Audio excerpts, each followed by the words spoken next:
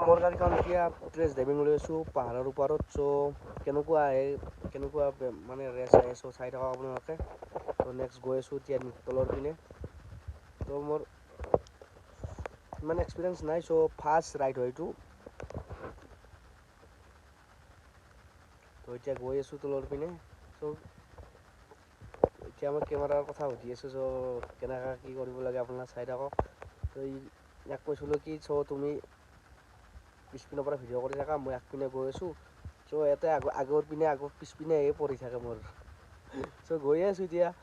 মই কিবা কাৰণে সুধি আছিলোঁ, আপোনালোকে চাই থাকক। নেক্সট ভিডিঅ'ত বেকগ্ৰাউণ্ডটো চাব, বেকগ্ৰাউণ্ডটো ধুনীয়া আহিছে। পাহাৰৰ ওপৰত তলৰ পিনে মই গৈ আছোঁ এতিয়া।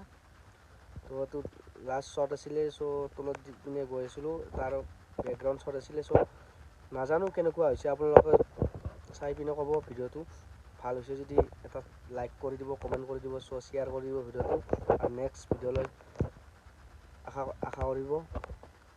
লাষ্ট শ্বট বেকগ্ৰাউণ্ডটো ধুনীয়া আহিছে মোৰ মতে। নাজানো আপোনালোকৰ লাইক কৰে বা নকৰে। মোৰ মতে ধুনীয়া হৈছে। আপোনালোকে কি ভাবে নাজানো। তাৰ বাবে thank you so' much, love you. ভিডিঅ'টো কৰি দিয়াৰ বাবে ৰঞ্জিত থেংক ইউ।